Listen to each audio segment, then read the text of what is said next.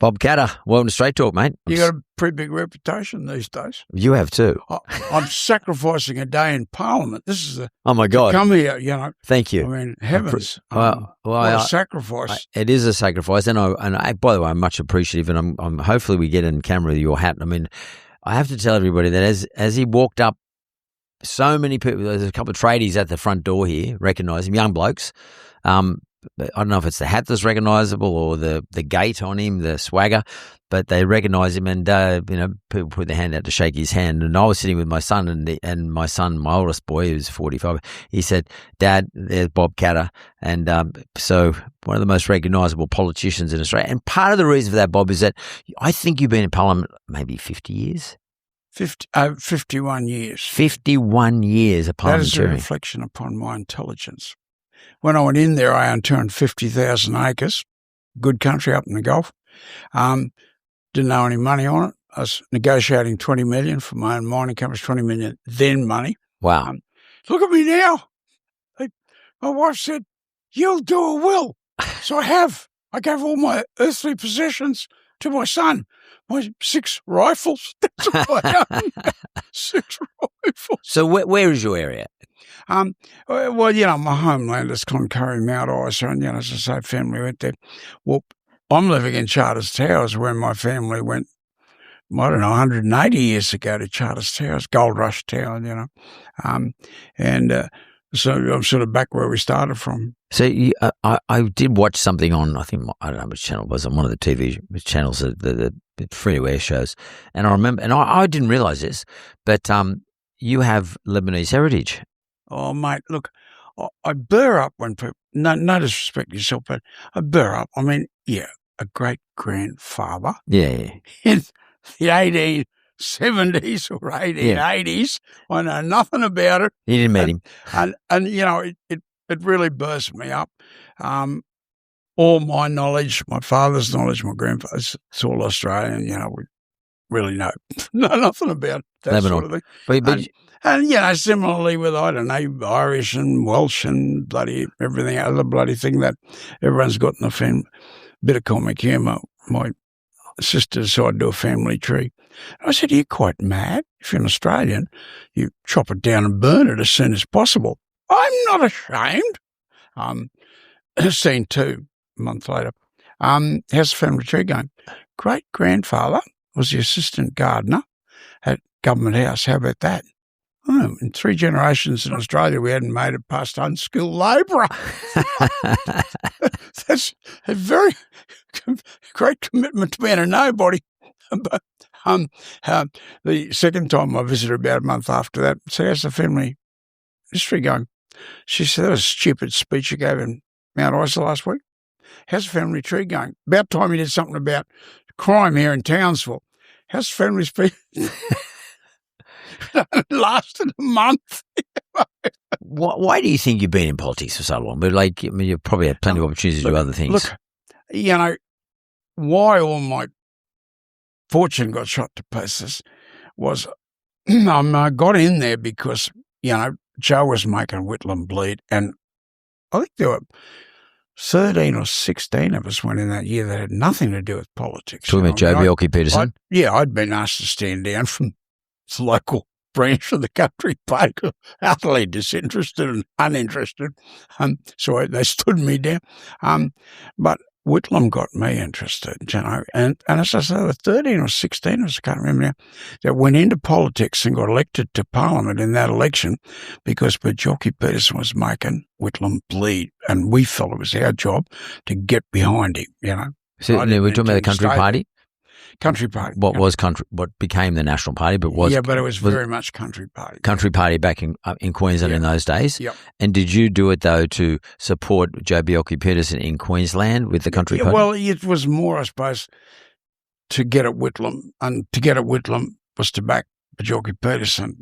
We're talking about the 70s, so early 70s, and obviously it is 50 odd years ago, but. Whitlam, it's pretty interesting that you should say that, because if we look at today, you remember this, most people won't, but during that period, OPEC in 1973 decided to stop the production of oil, And we had this concept called stagflation. 1975. Yep, in that period, Whitlam's period. And of course, Whitlam was one of the biggest spending governments in our history. Only to be eclipsed. But none of it on development. It was all just taking money off people over here and making a big man of myself, giving money to people over there. Redistribution of wealth. And when I look at today, because of course oil prices tripled during that period, during the early 70s through to late 70s, and we had this thing called stagflation when inflation was going that way and the economy was going that way, and they couldn't control it. And at the same time, the Whitlam government was spending like a drunken sailor. Mark, I was wrong in saying that. I said he took money off people over there, gave people. He didn't. He gave the money to the people that he didn't have. He borrowed it. Yeah. And that's inflation went through the bloody roof. In one quarter, we had 24.5% inflation in one quarter. Yeah. And it was scary. It was really scary. And what most people don't realise, Bob, and you will remember this too, is that we actually had unemployment went very high during that period. Because I remember my dad lost his job during that period, and I remember it well. I was like in my late teens, and my dad lost his job. And where I'm worried about today, given oil prices are high again, and we have a spending government again who spend more money per capita or as a percentage of GDP than we've ever spent in our history. What worries me about today is that unemployment will get out of control again if we don't get control of what's going on. You see, it's hidden now. There's all sorts of ways you can get dole money, and people take advantage of that. If someone's going to give you some money for doing nothing, well, you'd be stupid not to take it, wouldn't you? And they live at home now. They don't get married and, make a home for themselves. They can't afford to anyway. But the structural collapse of the country, I was knocked out for about 2 months. A dog tried to chew my foot off, and excuse my language, smart ass, of course, said, "How's the dog?" That's a dog. And then I got what they call long flu. And I was out of the game for 2 months. When I came to, I went down to see Rebecca Sharkey, and Who is she? She's a member of Parliament for Adelaide Hills, federal Parliament, independent. And I said, is this country completely imploding? She said, "Yeah, where have you been? Like, you're an idiot for not knowing it." And then I saw Andrew Geeson as Parliament resumed. He's the independent member for Orange and New South Wales. And he said, he looked at me like I was a moron as well, like, "Where have you been?" Everyone knows the country's closed. But see, there's nothing happening that increases the wealth in this country, and there's plenty happening that decreases the wealth. We only have 3 sources of income: iron ore, coal, and gas. There are 120 billion on average, the 3 of them. The next thing down might be beef or gold, 15 billion. There are 120 billion. The next thing down, beef or gold, is 15 billion. So you got the big 3. Well, we gave the gas away for 6 cents a unit. We're buying it. Can you explain that to everybody, our audience? Yeah. You have to apply for a permit to take gas, a mining permit it's called, and the government decides how much they're going to take out of the mining permit. Now, there's no restrictions on foreign investment in Australia, so it was quickly sold off to foreigners, the entire gas reserves of Australia. So Australia gets 600 million for their gas, 600 million. Quato exports the same amount of gas, and it gets 29,000 million for the same amount of gas. We gave the gas away. So gas is gone. Too bad, so sad. But because the gas is foreign-owned and the government won't rein in or in any way involve itself in the marketplace, well, we've got to buy our gas at international prices, which is now about $19 a unit, where our competitors, Russia and, for example, in fertiliser, Russia and America are getting theirs for $6. We're paying $19. They're getting theirs for $6. For our own gas? Our own gas, we have to pay $19. Now, West Australia, God bless them, they have a reserved resource policy. And in fact, the Prime Minister, when I raised it with him, the next day he came out and said, it may be that we have to introduce a reserve resource policy on new gas, he said, in Australia the next day. But, I mean, I'm sure that he spoke to a couple of imbecile ministers about it, and nothing has happened and nothing intends to happen. So Mount Isa announces the closure of 2 of their 3 operations, the fertiliser plant and the copper stream. They announced the closure of both, and they go and give $600 million to a foreign corporation to keep it open. That's the government gave $600 million. The government gave, state and federal government gave, and I might add, Liberal state government, Labor federal government, Liberal Labor that runs Australia, they gave $600 million to the foreign corporation to keep the doors open.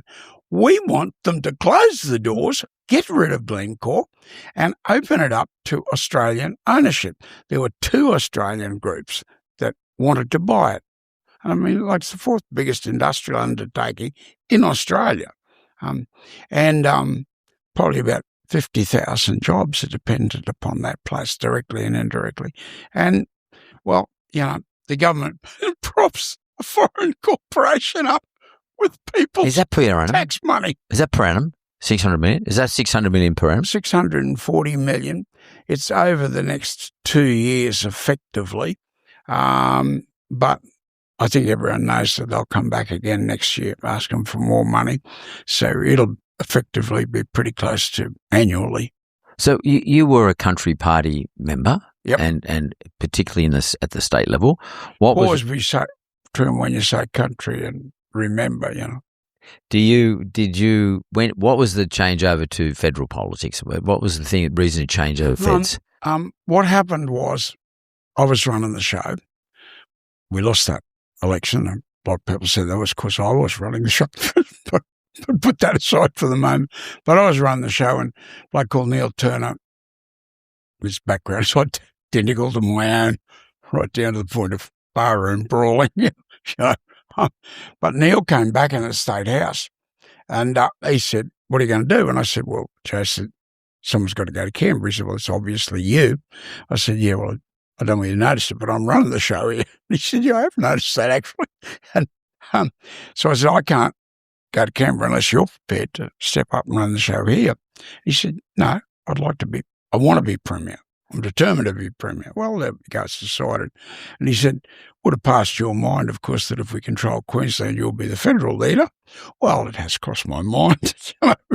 Anyway, thanks to the stupidity of the Premier's a very nice bloke, and I put him there to get us through the elections. He was a harmless sort of bloke, you know, and wouldn't rock the boat, and the media, you know, would be kind to him. So he put him up front, and he's a good bloke, don't get me wrong.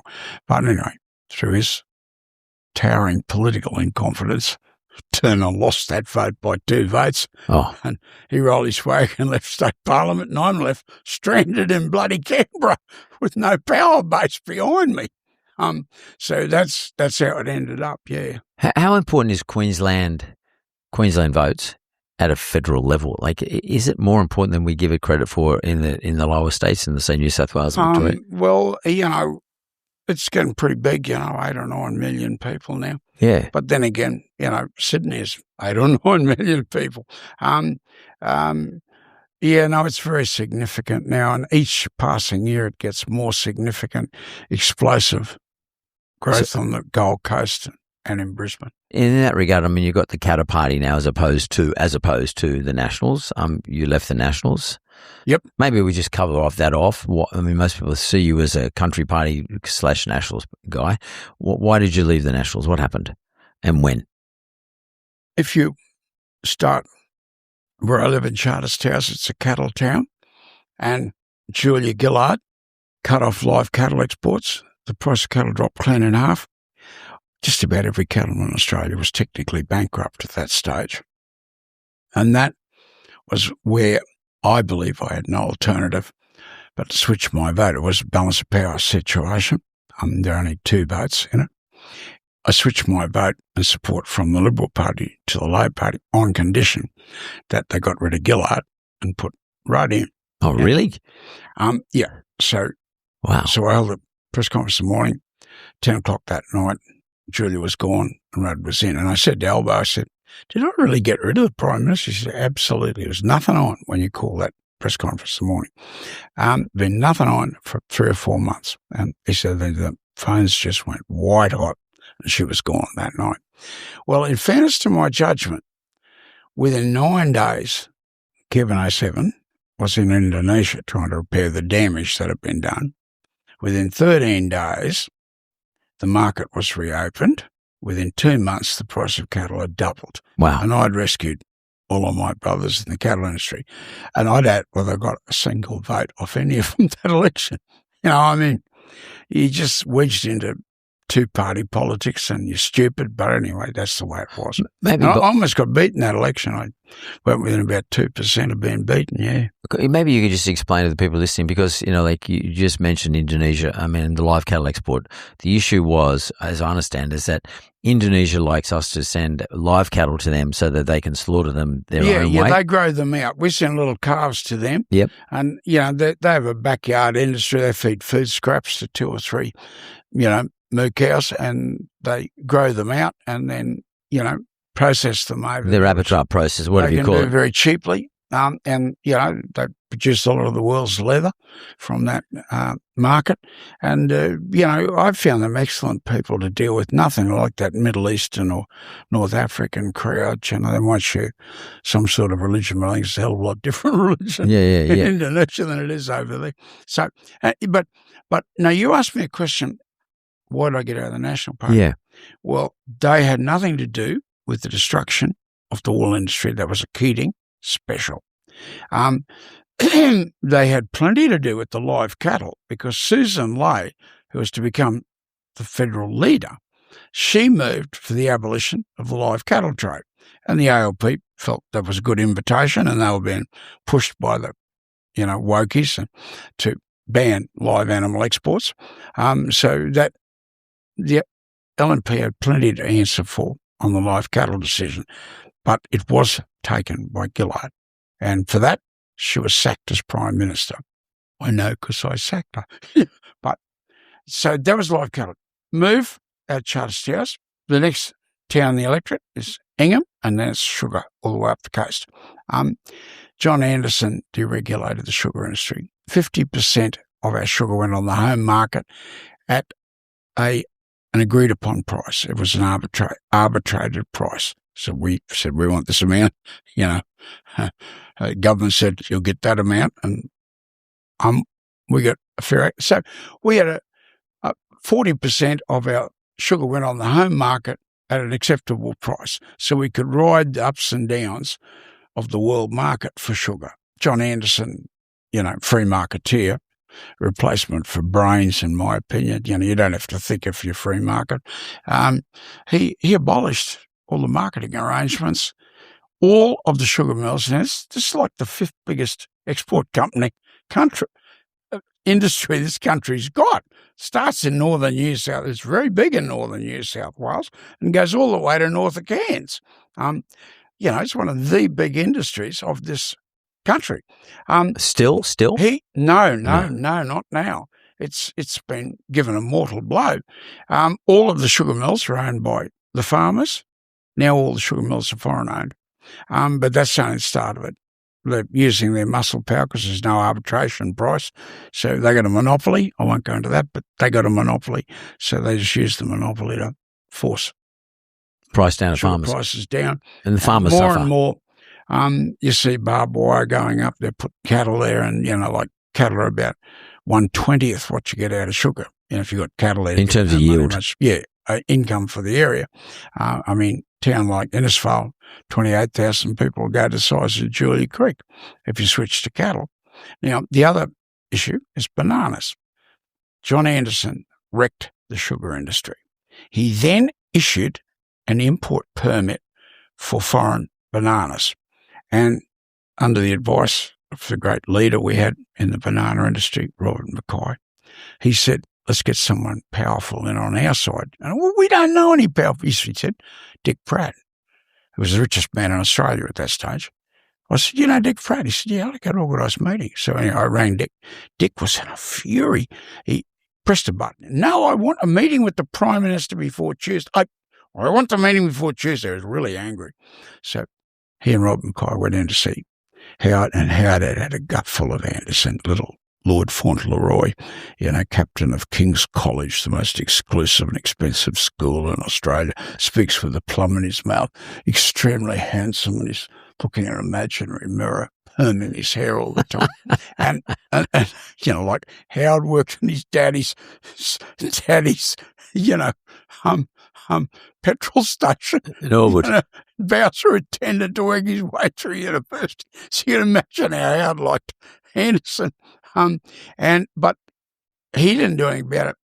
John was terribly good to people. He didn't do anything about it. John Howard, that is. Yeah, but he was watching Anderson destroy rural industry after rural industry after rural industry. But why was Anderson doing this? And Alan Jones, he was really banging the drum. Like this bloke is completely destroying agriculture in this country. But let me finish, right? I'm just taking you on tour of my electorate, right? So he issues an import permit for the bananas, and Howard at that stage had a gut full of him, right? And he hauled him in and made him reverse the decision. Wow. And he said, "You can't tell me what to do." And Howard said, "I will go down to the governor tomorrow and advise him that the cabinet will be, every single person will be abolished, each position will be made vacant, and then I'll give him a piece of paper. The new cabinet, your name will not be on it. At least that's what I'm going to do tomorrow morning." So under that threat, Anderson had to reverse the decision. It was Howard's overruled him and reversed the decision.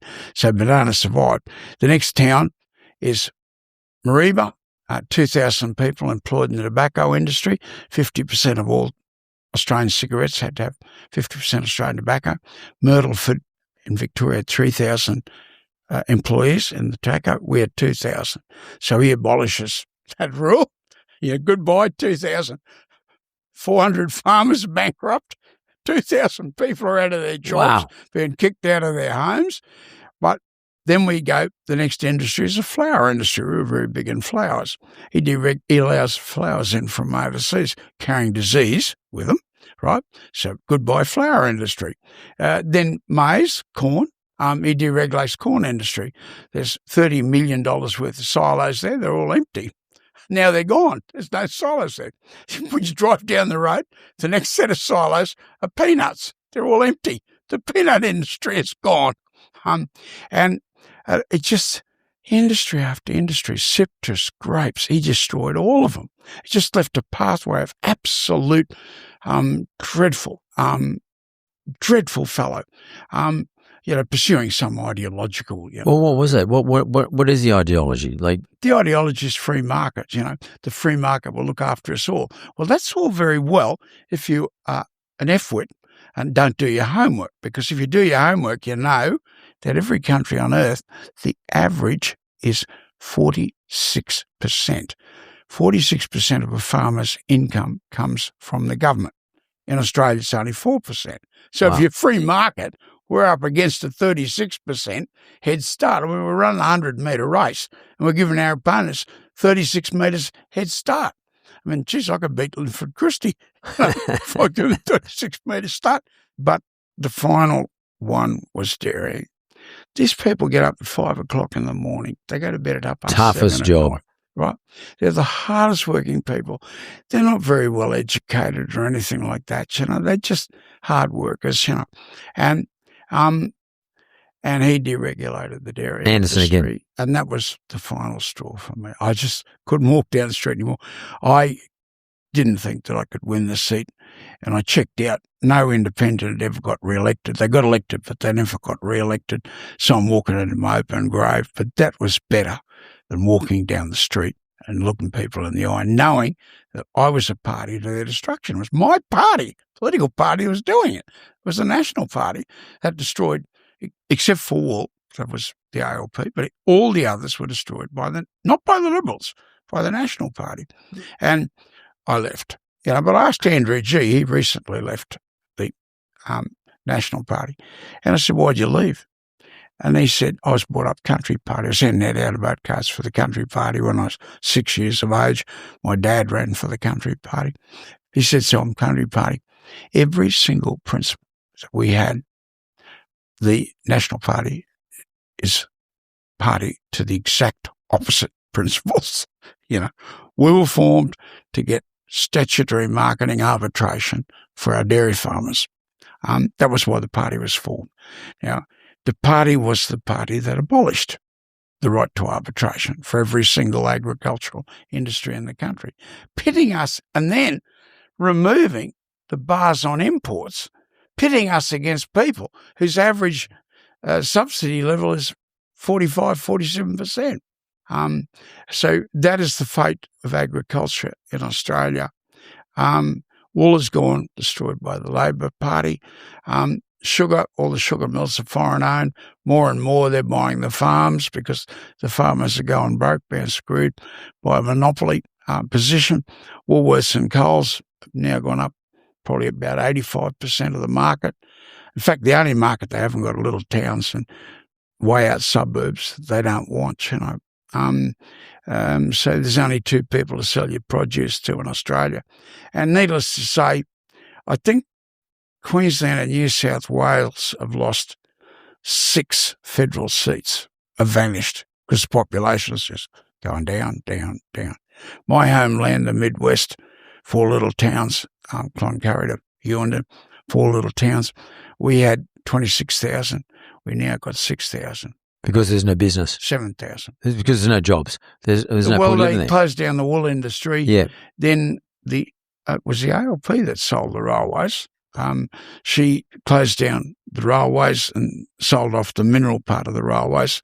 And a lot of corruption was involved there, not by the minister, but by the head of the railways. And so, the railways are gone. The whole wool industry is gone. And, like cattle, we had 5 wool station properties, wool cockies. Now you got not even one cattle cocky. You just have an overseer on 4 or 5 stations, because you really only need people there when you're mustering for, a couple of months a year. And let them wander around the rest of the time. So there's just no work for them out there, and rural Australia is closing down. They're fleeing to the cities. There's no work out there. There's no chance of making a quid out there. So they're all just taken off. Well, how do you feel as a quintessential proper country party guy from the early days, from the, and grew up in those environments where you knew all the farmers, you knew all the suppliers, you knew everybody in town? I knew them all when they were committing suicide. Oh, really? The highest suicide rate in Australia was between Malanda and Atherton, which was the biggest dairying area in Australia, which is right in the heart of the electorate I represent. Is that through being remote, or is it just No. The deregulation, they were on 62 cents a litre on the Friday. When Anderson introduced the deregulation, they were on 26 cents on the Monday. Why are these guys accountable? 62 cents? They're on 26 cents. But why aren't these individuals who have these ideologies that they're trying to impose on people who've been working hard through generations to establish just a life? They're not rich. They're just they're putting their kids through school and all that sort of stuff. No drive, no Mercedes-Benzes. No. But then again, there was none of them being foreclosed on either, in the dairy industry.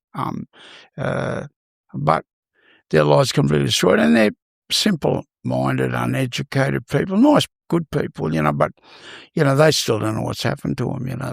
The ones that are left, I think, still vote LNP. They think it's country party, poor beggars. Well, no one cares about them because there's only about 30 of them left now, Wow. Serious? 38. 38. Yeah, well, I was addressing a meeting and I said we had 254, now we got 58. And the state member is member of our party as well. He said, try 48, Bob. And the lady behind him said, try 38, Shane. That's all that's left. How do you feel about that, though, as someone who's been in politics for so long? I have an inner rage. I mean, Jesus told us we're supposed to love our enemies. Well, the judgment I'm passing upon John Anderson could not be worse. He will go down in history as one of the worst politicians in this nation's history. And they say he's found God. Well, I hope God's found him because I don't know where he's going. what are the people like John Howard? Do you still have conversation with John Howard? I had a lot of time for John, and he suffered great pain in what he saw was going on with agriculture in Australia. But, since all the National Party were all country members of Parliament, they came from, rural areas, he thought, well, there couldn't be I think there's a problem, but they're not seeing a problem. They're still voting for the, National Party. Well, but in the end, and I think Alan Jones had a lot to do. You commentators, you don't realise how much power you got.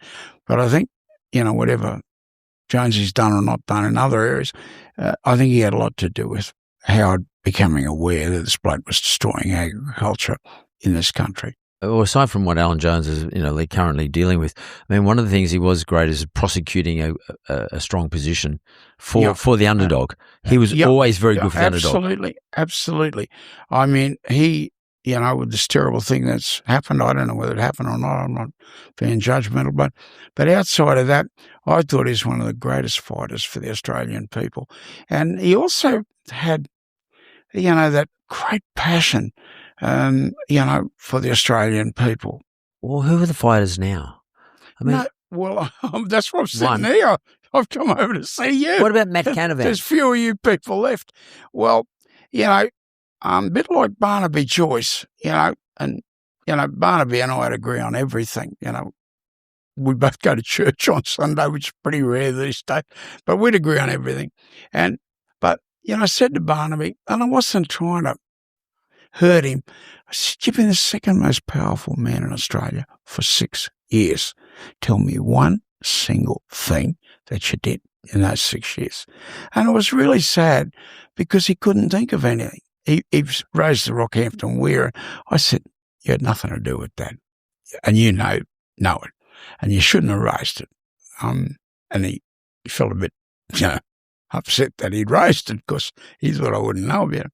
But, I don't say that in rage or anger, but, I say it in sadness with Barnaby, like Matt Canavan is another one.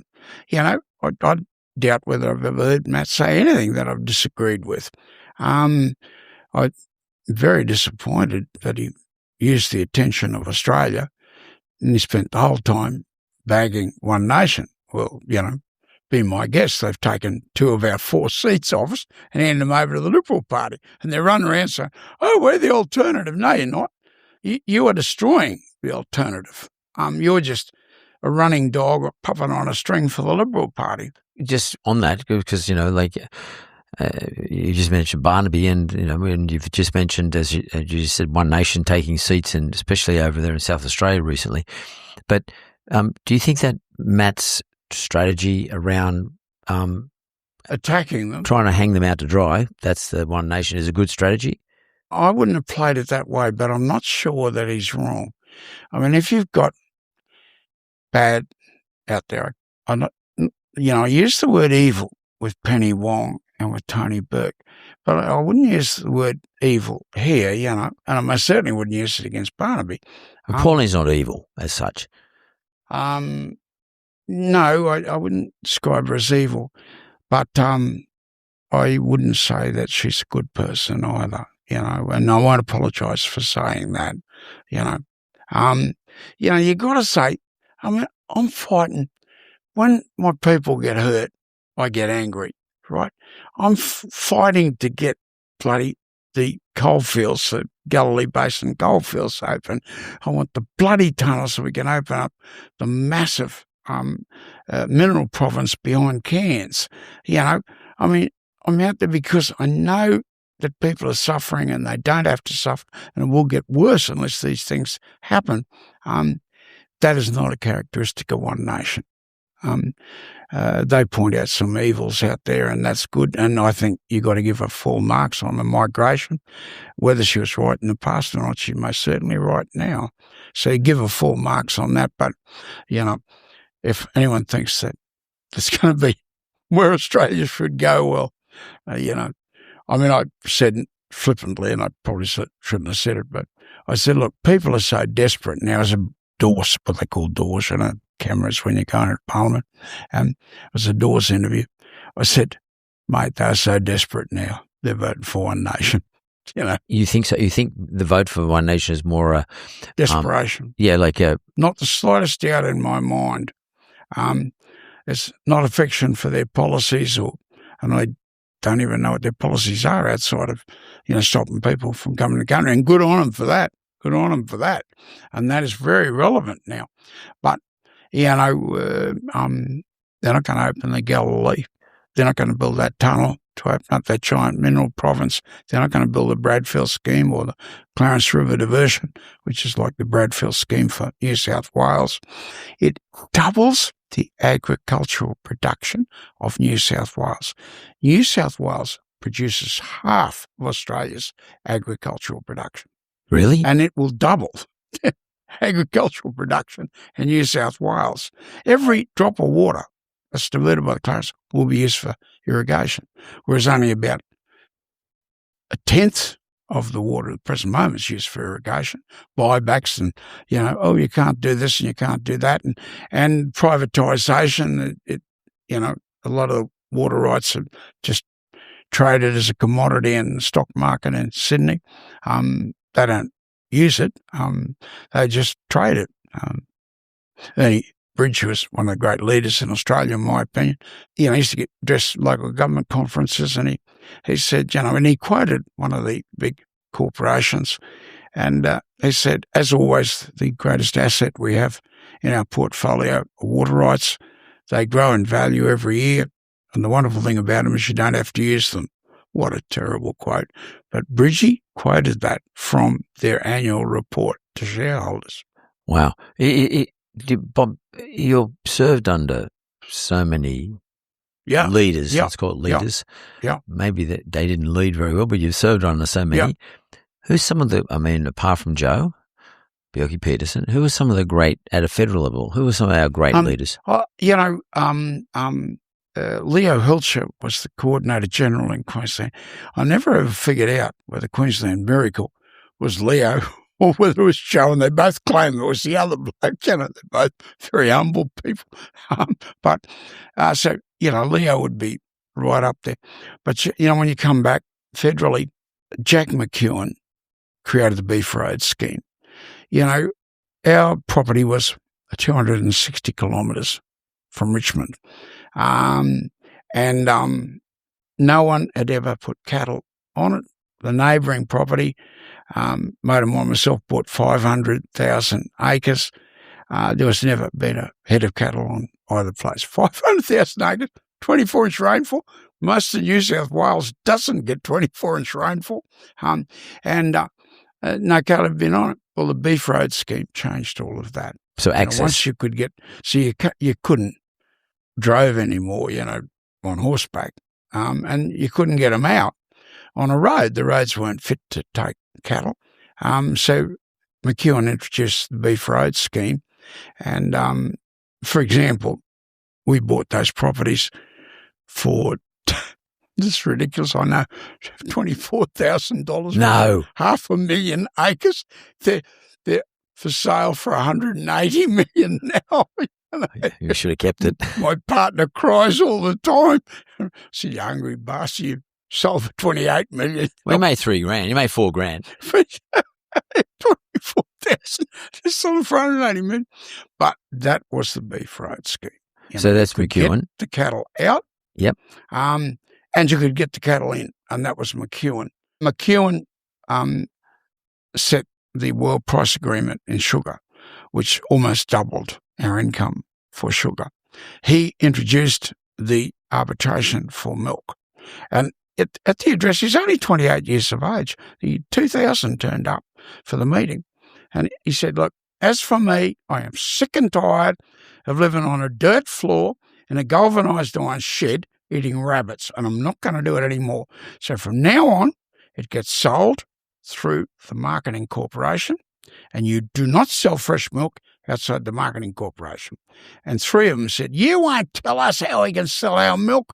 He said, oh, I haven't explained to you properly. If you just come out the back of the tent, there's a big, huge market, and we'll just see if we can, get on each other's wavelengths, So he took They all went out the back, 3 of them, 4 of them, and McEwan bashed the hell out of, left all 3 of them semi-conscious on the ground.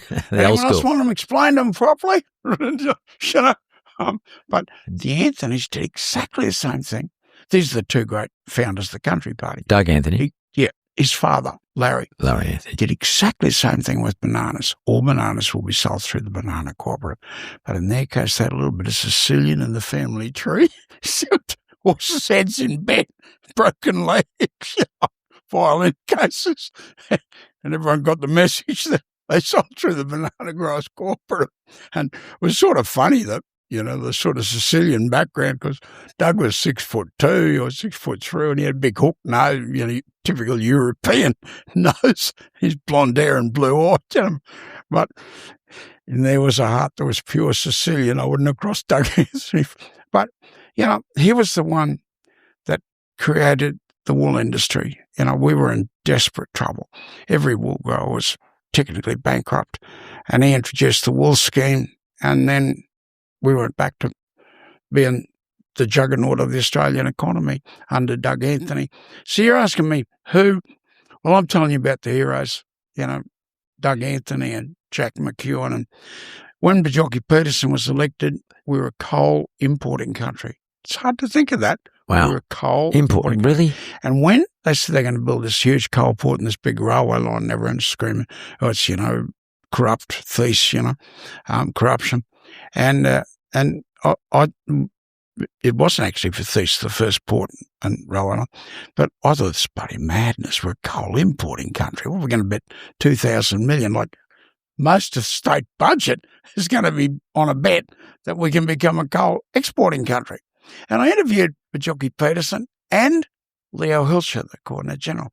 But I mean, you're going to go out and spend the entire Queensland budget on a bet that we could become a coal exporting country. Did you have any piece of paper saying they'd buy the coal? And Leo said, oh, no, it wasn't like that. We knew that we could sell the coal. That's not the question I'm asking, Leo. Did you have a piece of paper that said someone was going to buy the coal? Yeah. No. He said, you don't understand. He dodged the question. He wouldn't answer because they had not one single contract. I asked Bajocki Peterson the same question. And it's the same like Leo, be ducking and dodging and weaving, right? But they put out $2,000 million on a bet, the whole Queensland budget for 1 year, on a bet that we could become a coal exporting country. Well, we did. We become the biggest coal exporting state within 17 years on Earth. Well, if you looked at Joe's background, you could have seen that. He was almost as big as Thiess as a contractor. Everyone thought he was a farmer. No, he wasn't.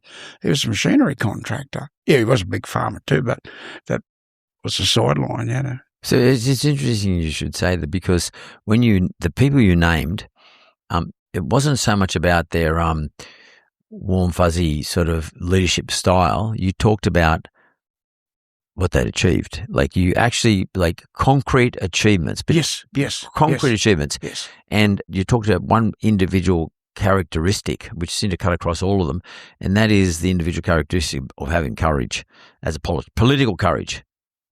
Like something that where you're spending the whole Queensland budget on one item, that takes a lot of courage. Yeah. I was wedged into the blackfella portfolio in Queensland, and, I'm related to blackfellas. If you live in small country towns, you cousin brothers, they call them, and I've always identified as often as not as a blackfella. I'm dark. I come from Curry, saying Murray from the Curry, we're all a bit dark. But anyway, forget about that. But when I was putting the portfolio, I realised that these people are not allowed to own land. What? They're not allowed to own land. Oh, the tribe owns it, or the government owns it, or they're holding it in trust for the people because we love the blackfellas and we just want to look after it for them, But we don't trust them. But we won't allow them to have a piece of paper that says I own my own home. But I sort of asked them what they wanted. Really, at the end of the day, they wanted the white fellas out.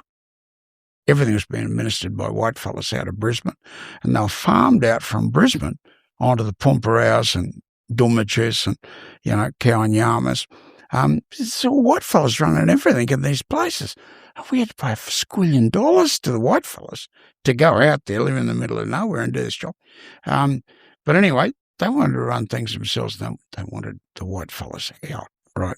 That was obvious to me. But even if they hadn't said that, I'd still think, hey, this is wrong. Yeah, white fellas from Brisbane giving all the orders. Doesn't make sense. Yeah, this is wrong.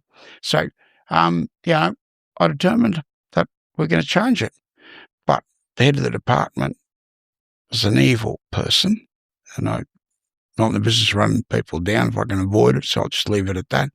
And but Jockey Peterson thought the sun shone out of his anatomy. So what am I going to do now? And a great lady called Pearl Logan, probably the greatest lady of the last century. If 23% of Australia lived in small towns that didn't have secondary schools, and unless you were rich, you couldn't go to a boarding school. So, 90% of those people that lived, that 23% never got a secondary education. Wow. She got the remote area allowances and the isolated children's allowances through. So we got equality of education for what was then about a fifth of the Australian population.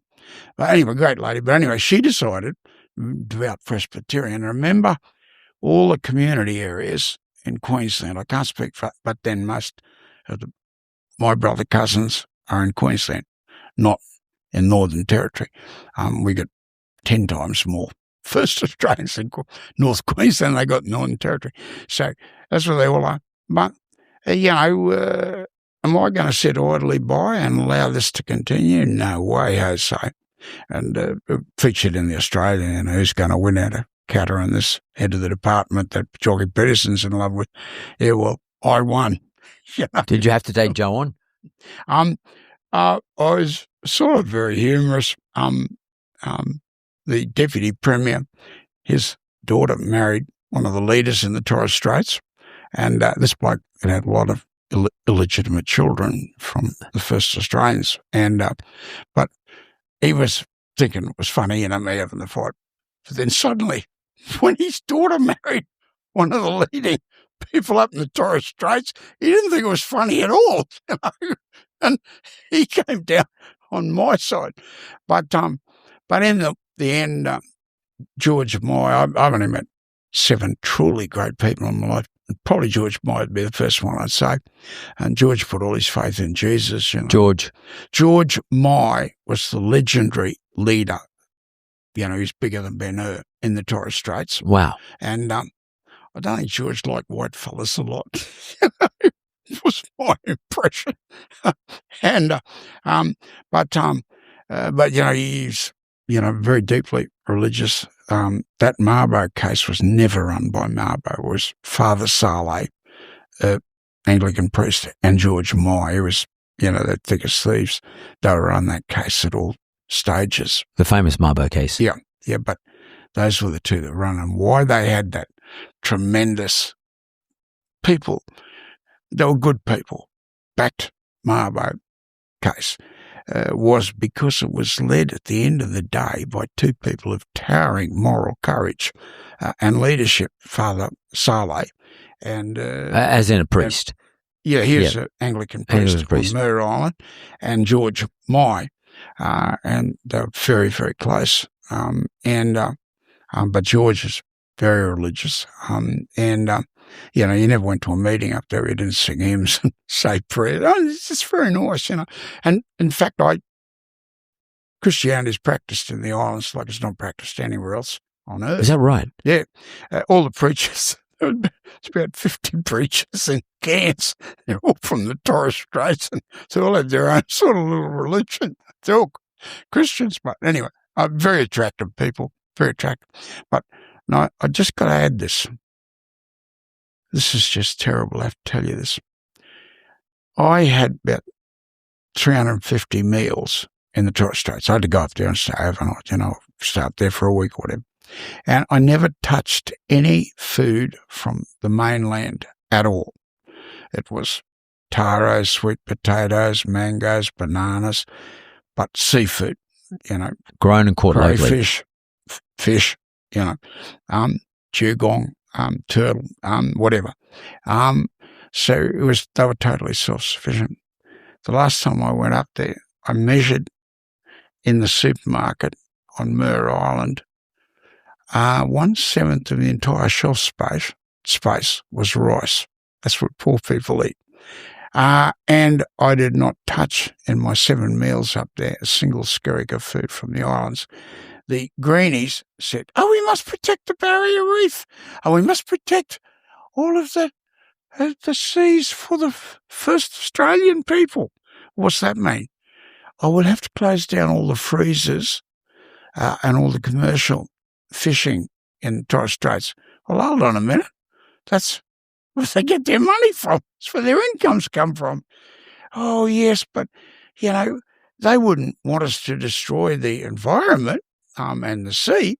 So they took away their income, and then they took away their source of food. That's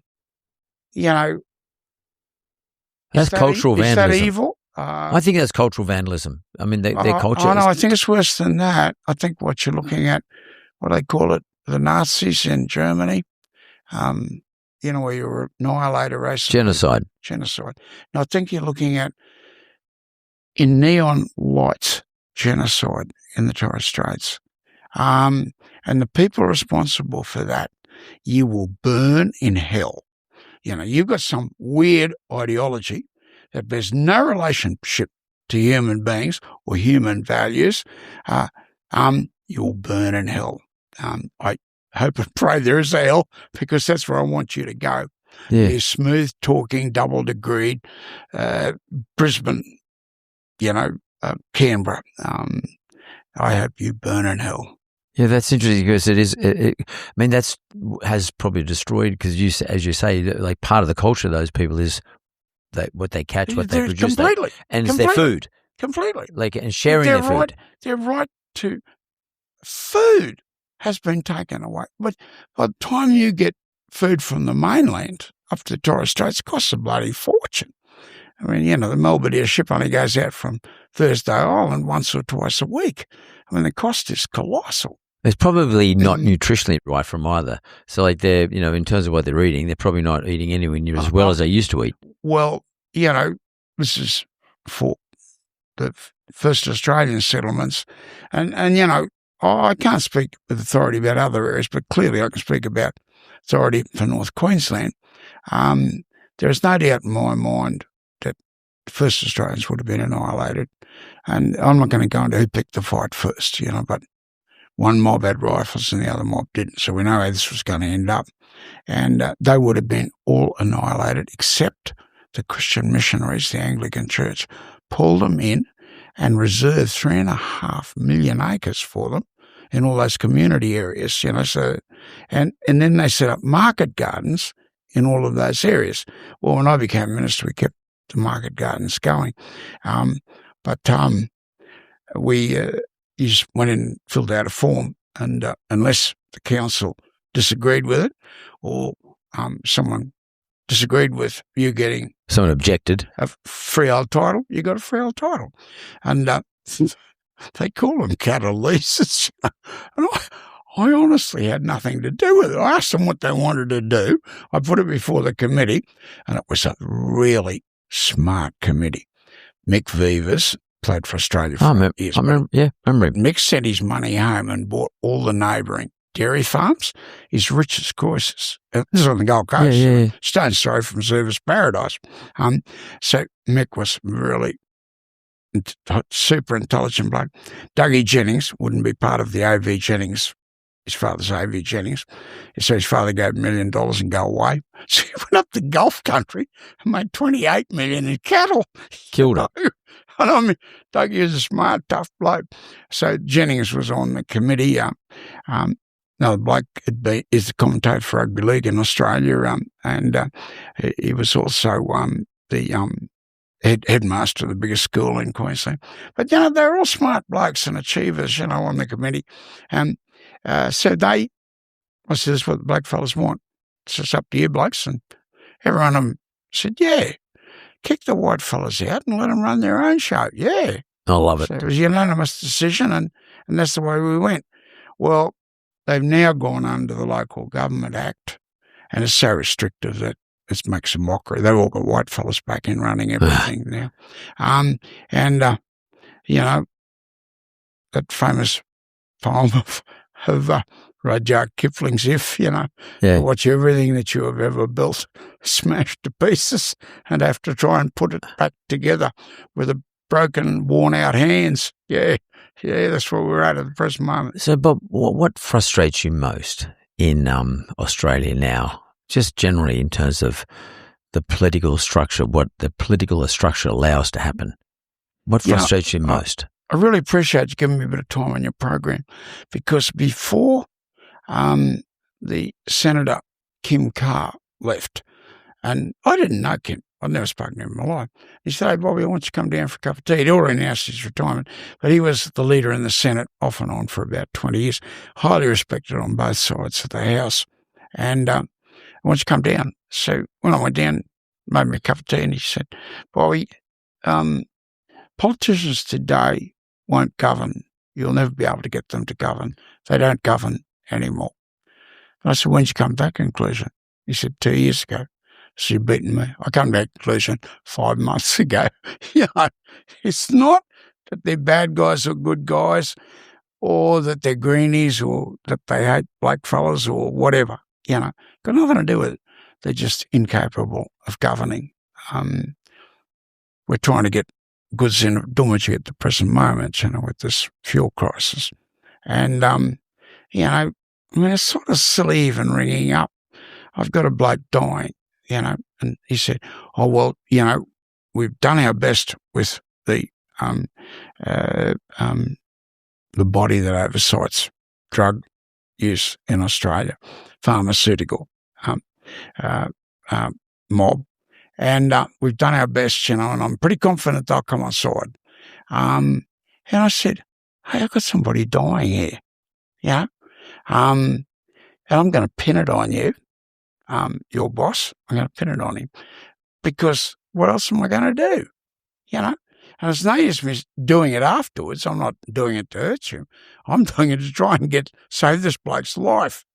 And he said, "Well, I'll make a decision tomorrow, and I think it'll be favourable." Well, it wasn't favourable. So, there's only so many people that I can destroy. And, I hope Jesus won't judge me harshly, but I did destroy the Deputy Premier of Queensland, Gordon Chalk. And I did destroy Jackie Trad, Deputy Premier of Queensland. I did destroy Micah Hearn, Premier of Queensland. When I came down here, I was not, I can't claim Anderson's scalp, but I most certainly made a contribution. Jonesy probably made the biggest contribution, and John Howard. John Howard had just had a gut full of him, and I got a lot of time for John, a lot of respect for John. I think he's a standout, just an ordinary sort of bloke, just trying to do good for Australia. That was the way I always saw him, and an honest bloke too. He just didn't think you should lie or misrepresent. Anyway, forget about that. But what about the current mob? What about the current mob? Well, I'm a little bit jaundiced here, because Elbow and I went in about the same time, and I just, one of those blokes I get on well with, we heavily involved in rugby league. He's likeable. And he's just an ordinary knockabout Australian. He's been out to Ewington twice, and he just sat in the pub like, whether rich graziers or blokes worked in the railway, or, contractors or whatever, he was right at home talking to any of them, and he's that sort of bloke, but his party, if I was saying who had the power, I'd say that Penny Wong and Tony Burke had as much power as he's got. Throw Plibersek in on their side, which is a bit unfair to Tanya, but all the same, he's got terrible difficulties in taking the country where he'd like to take it. And what about Chalmers? He's treasurer. I hesitate because I don't know him, and I don't think he counts for anything. And so I just sort of, I mean, I know nothing bad about him, and nothing good about him. But I mean, clearly the superannuation, and I said Kevin A7's been really stupid, and I suspect there's a problem there. I won't go into that, but I said we have got to get some of that.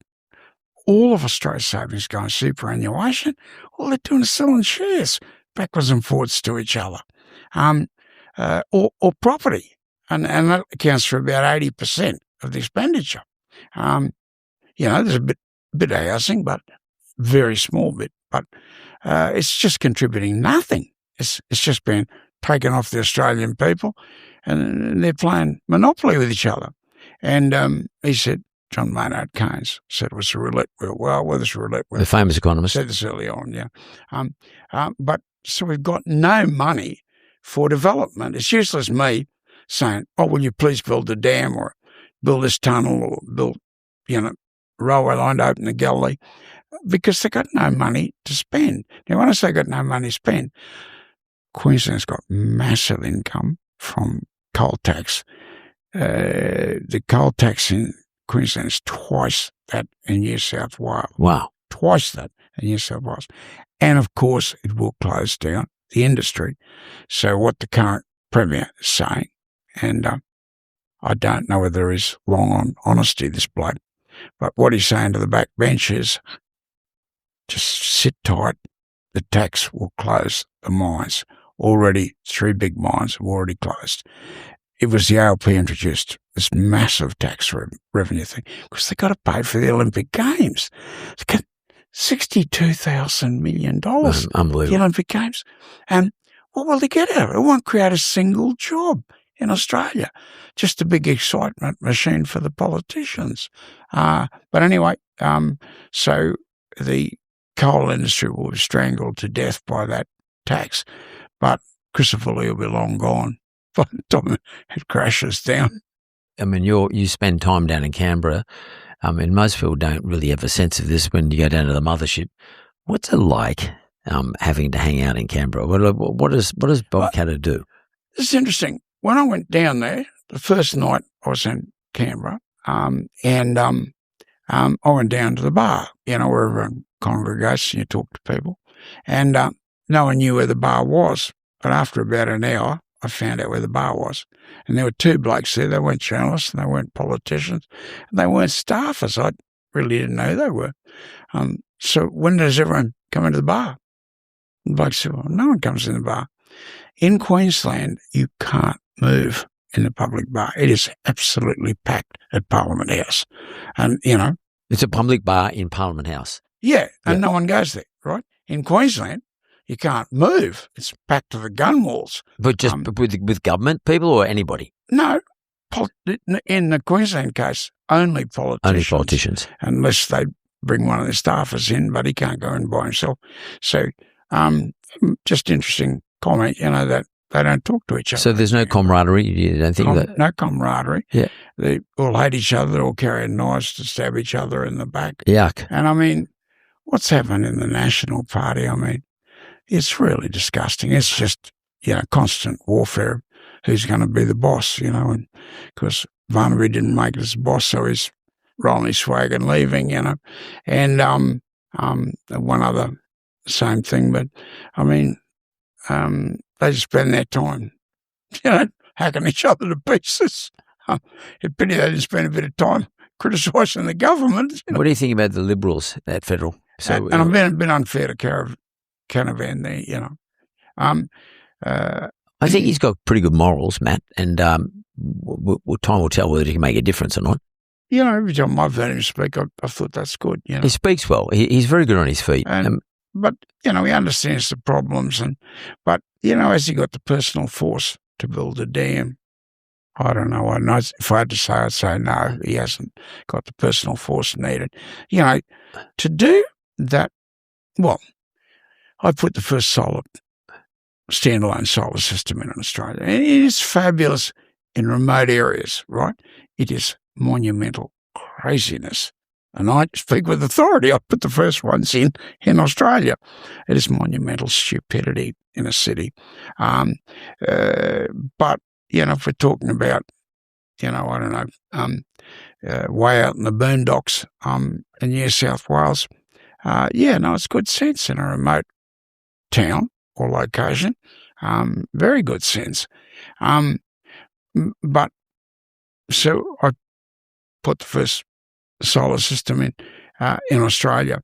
We put the first prawn and fish farm in Australia. That industry will be bringing in well over 1,000 million a year now. That industry. But, I come from backgrounds, where I had to build my own bloody fences up on St. Francis. I had to find where I could get water, from underground up on St. Francis. I walked about 200 kilometres trying to get a road in, so we could get in and out of the bloody place. But I did it all myself. But, these people are brought up not to sort of know how to do any of those things. And, Di Lee and I get on extremely well. And she's very conscious of the fact that they lost 5,000 jobs when the underwear industry left Sydney and Brisbane. 5,000 jobs went to China. And she's very conscious of that, and she wants those jobs back. Well, Di Lee will say, I want the underwear industry back, and I'll say, I want dams somewhere people can have an income. And, well, we're saying the same thing. Not surprisingly, I've just come from a meeting in Di's office. Is it fair to say then that we are not protecting jobs in this country by protecting industries? Well, I think it's infinitely worse than that. I mean, you removed the protection for the garments industry, so all the garments industry is gone.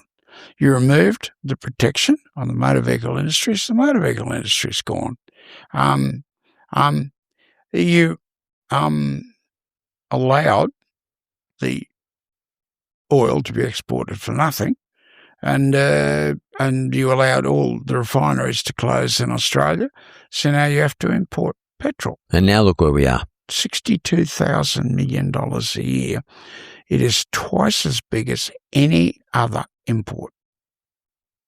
3 times as big as any other import, except for motor vehicles.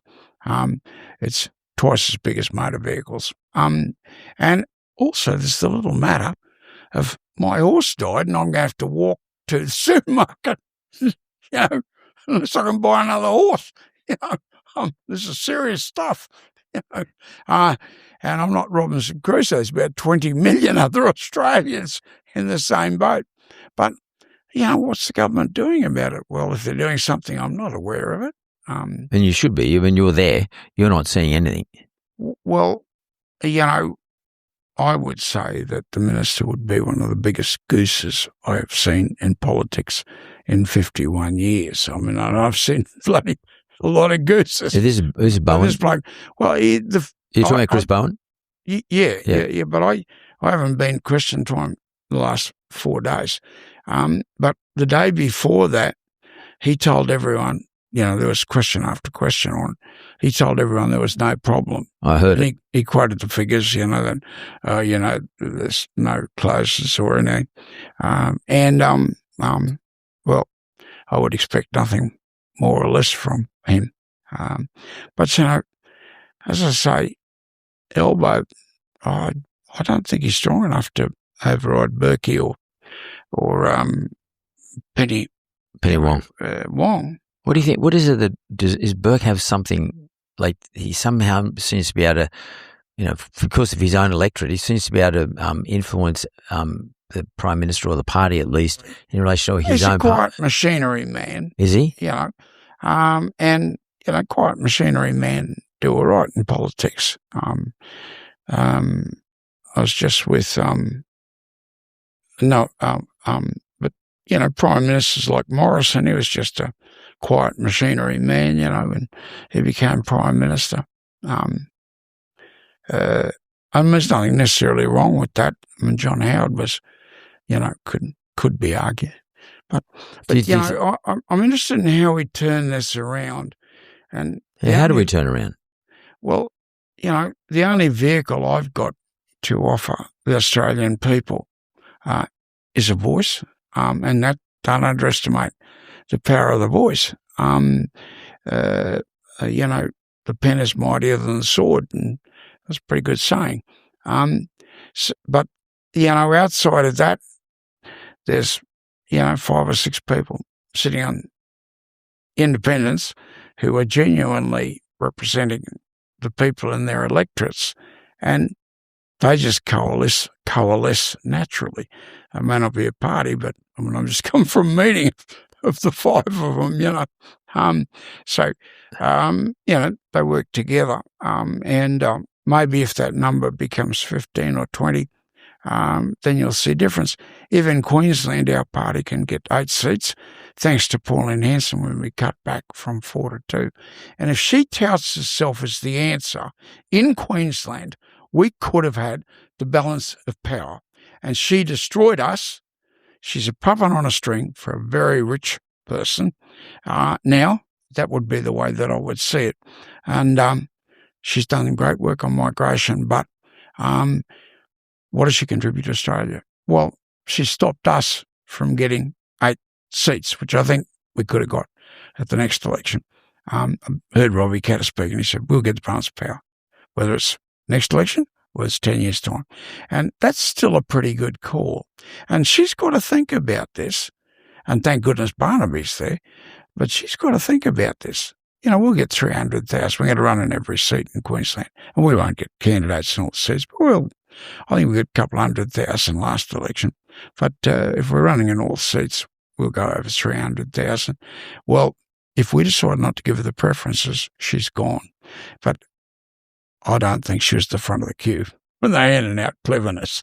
Do you think Barnaby can sort of steal up that group? Do you think Barnaby's going to give it what it needs? Well, I'm hoping and praying to the good Lord, that he can. And they got pretty good egos, both of them. I'd be curious to see how they sit in the same room together. That would be interesting. Yeah. I'm going to interview her in a couple of weeks' time, which is going to be interesting. I'm actually going to go and interview her and James, her chief of staff guy. But I'm looking forward. He has, maybe he's calling all the shots there. I don't know. But there's no way Barnaby will be bending to him, I wouldn't think. Yeah, it's going to be interesting to see how this all unfolds. I mean, Australian politics is at a real big inflection point right now. Liberals are sort of waning. One Nation looks and making a lot of noise, and there's changes going on there. The independents like yourself, thank God we've got independents like yourself. And I have to ask you, Bob, there's no retirement from you coming soon. No, I got all my faculties. I'm writing my second book. You certainly demonstrated that today.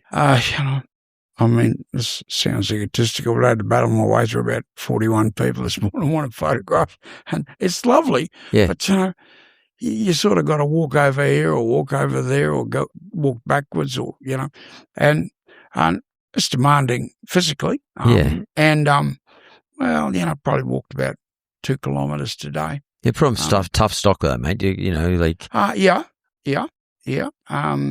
Hardy peasant stock and, small people from they're the best, mate. Bush, where you do it all yourself, whether you like it or not. And a bit funny on my other side of my family, my mother's side. But I just wrote my second book. I used the Henleys as a good example. They almost perished in the bloody Western Desert chasing gold because they knew nothing about it. And then they became big people in Brisbane. And they went from Western Australia to Brisbane, as far away as they could get from, Western Australia. And did it right, shoe repairs and boot makers, but everyone's riding horses. They became big saddlers, and then there was stolleries and stables and big shopping centre in Paddington, and very wealthy till great granddad, to quote my mother, had an affair with a floozy. Haven't a floozy for a while. Left a family fortune, and the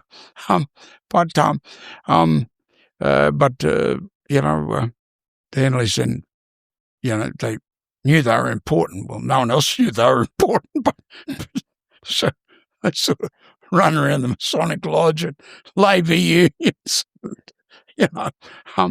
But I said, I suppose, I don't know, Christian Porter was Anley, so it's Bob Catter, as long as serving, and the other one should have been Prime Minister, but chose another pathway, and we'll leave it at that.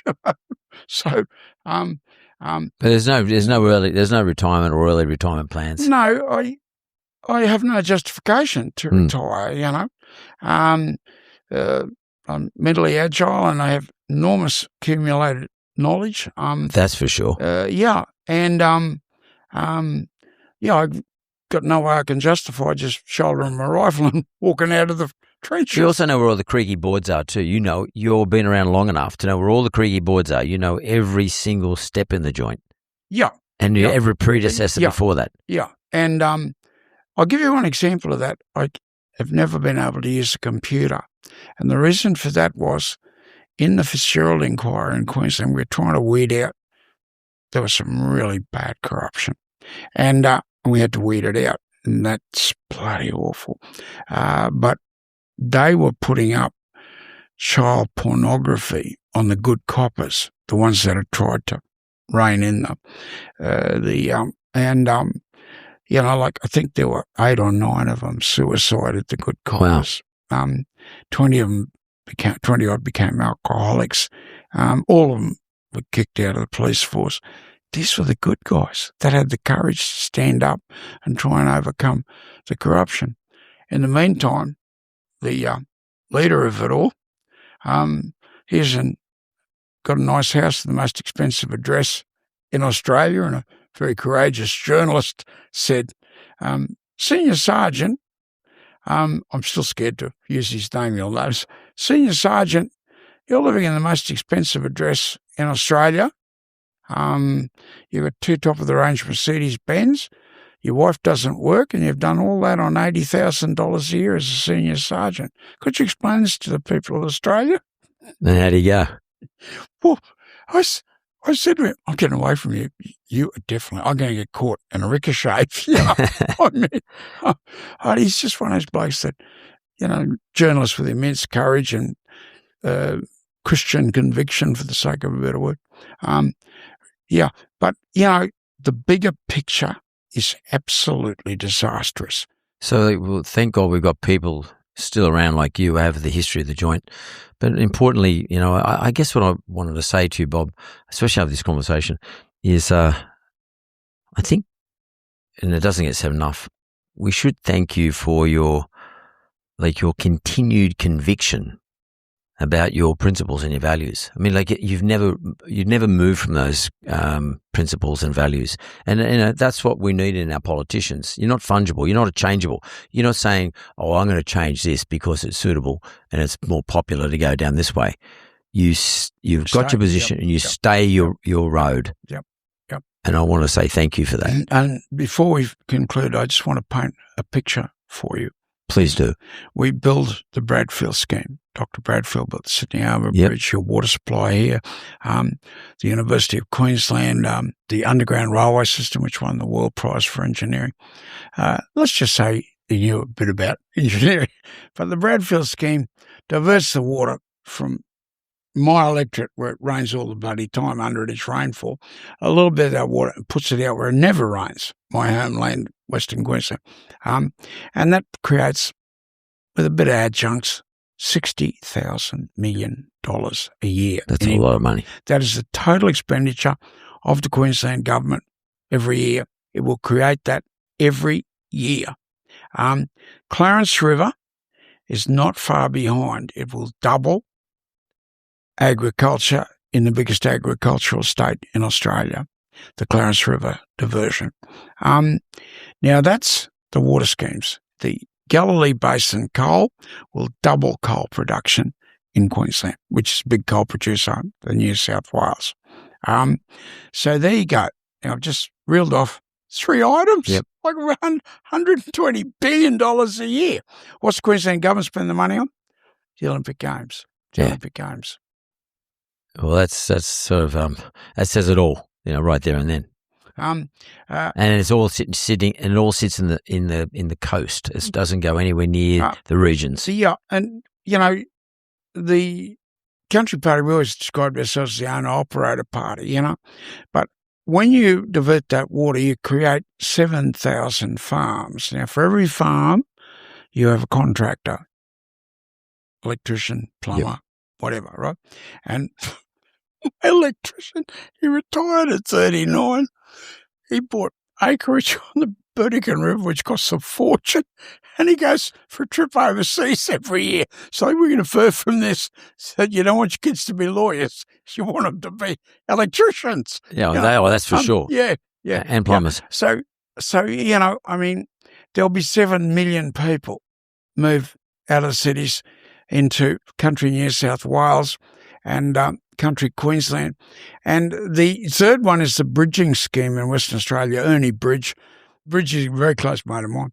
But he had a Bradfield scheme or Clarence Risman diversion scheme for the north of Western Australia and for that Northern Territory area as well, bridging. So you had the bridging scheme to that, and that moves, as I say, 7 million people out of the cities, and they're owner-operators. They got nice houses and nice gardens and, 10 acres of land or whatever.